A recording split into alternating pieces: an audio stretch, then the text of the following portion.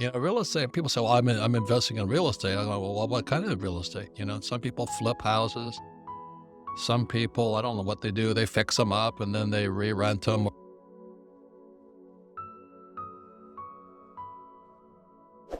Or whatever. There's millions and millions of ways. There's warehousing, bedding warehousing. There's golf courses. There's hotels, apartment houses.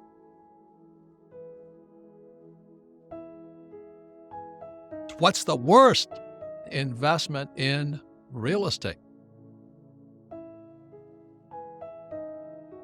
And it's vacation homes.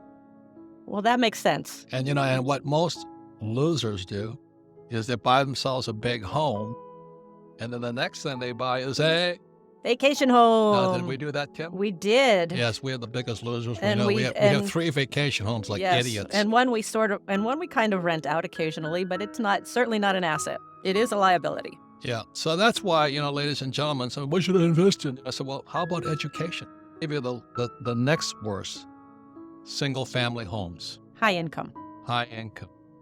For rich people and all that, they want to buy them and flip them and do what they do. But you think about that, and let's say, the market's doing well, the economy's doing well, and so you have this expensive home that you're renting out, and all of a sudden the economy turns, and the first thing usually that people do is they go to something cheaper. Well, So they those wanna- high-end homes start they- sitting. Or they buy a high-end home, they want to flip it. And then the Even economy worse. reverses on them, like and they get flipped. they get flipped over. Good. I have another F word for that one. But anyway, the next one are multifamily condos. Oh, Kim and I have had condos. They're almost worse than vacation homes. And the one reason is homeowners associations, Homeowners HOAs. association. And they often say, too, the last thing to become successful before the market turns are condominiums. Yep. So if all of a sudden condominiums are becoming very popular, you may want to look and see something may be changing in the near future. Yep. I love the HOA, Homeowners Association. I have other definitions of that name. But Kim has seen me go to war against those guys. And I tell you, you cannot talk to homeowners associations. They could be the worst people on planet Earth. They're horrible people. Which is a really good point, because if you're investing in real estate, is there a homeowners association you have to deal with? Because a Yeah. lot of homeowners associations do not like renters. They No. want owner occupied. Oh, worse than that, our HOA, when Kim and I were first starting out years and years ago, we just painted one of our units and they told us to change the paint. I went, wait a minute, we just finished. And they said, we don't like your paint. So I don't like you. And then we went to war again. Well, a lot of They those called people. in their attorneys and I called in my attorneys. It was horrible. That was people with too much time on their hand. Yeah. And that's what HOA stands for. People with too much time on their hands and nothing to do would cause problems. And they all think they're professional investors. They're horrible. You have no issue with homeowners Jesus. associations. And the next category moving up, the worst list is manufactured homes. Deals on wheels. So Kim and I attended workshops on deals on wheels, taught by this famous guy. He is really funny. But he said the first thing you do is you have this vacant lot and you invite people to move their homes, their mobile homes, onto the lot. And the first thing you do is you buy them a tree. And so you give them this tree and you ask them to plant it. And they plant it naturally in front of the mobile home, so the home is no longer mobile. I said, Jesus. They don't want to leave their tree. Well, they can't get the house out of they have to cut the tree down. Yep. And I'm going, God, this guy is a genius, man. I can't believe it, so that was deals on the wheels. I talk about the McDonald's model. What business is McDonald's in? They're in real estate, but you better know the hamburger business. Not only are school teachers, but they're financial planners or financial advisors, they're stockbrokers or real estate brokers. And I get tired of it. I mean, as Kim knows, I'm probably not long for this business because I sit there and I say the same thing, take a class, get educated. It's your money. Well, no, just tell me what to do.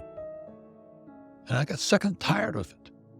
So that's why, I'd rather go and talk to guys like Rickards, and we're talking about the Ravens, is how to predict the future.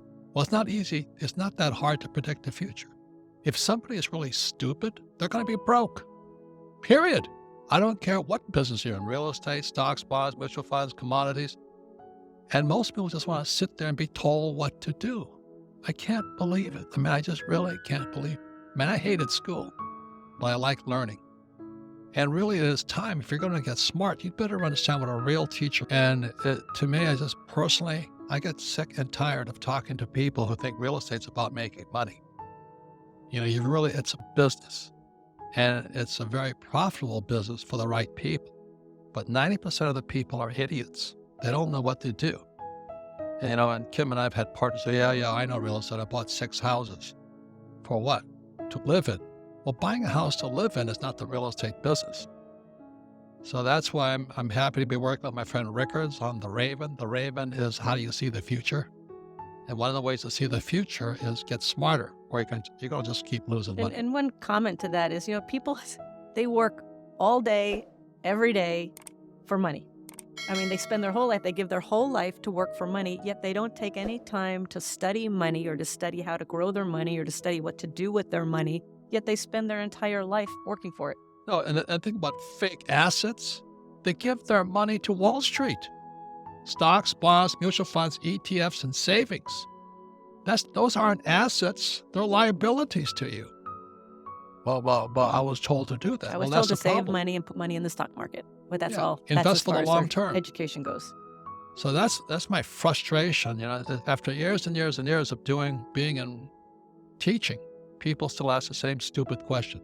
What should I do with my money? Is it real estate? Should I get in stocks? Well, why don't you take a stupid class? Look, your most valuable asset is your brain. It's also your biggest liability. So when I write fake money, fake teachers, fake assets, the chances are you've been listening to some really stupid teachers, poor teachers, like my poor dad. They're good people, but they're poor. And if you don't make the decision, which I cover in Faith, choose your teachers wisely. So that's the story of Rich Dad, Poor Dad, is I couldn't listen to my dad. I love him dearly, smart man, good man, and all that, but the guy knew nothing about money. Why would I listen to him? That's what I have to say. You better start searching good teachers, because the moment you start going into business and real estate, your product means jack. Everybody's got a great product, but they don't have a good business. Everybody can make a hamburger better than McDonald's, but they couldn't build a McDonald's.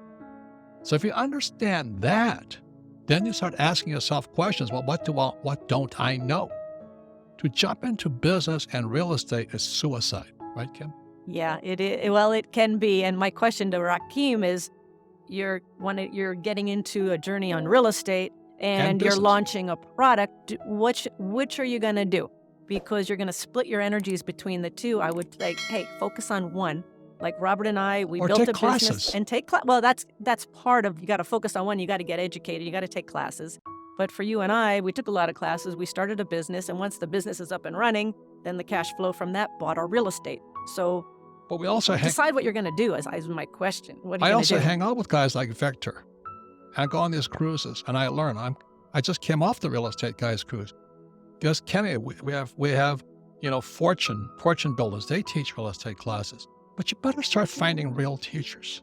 If there's nothing I leave you with today, don't think you're a genius because you don't know all the answers. Like our friend who was buying assisted living homes. She only had 5 people in it. She worked really hard or she went bust. But she was in assisted living and real estate. But would she take a class? No. And she deserved to go bankrupt. She deserved it. That's God's punishment for ignorance.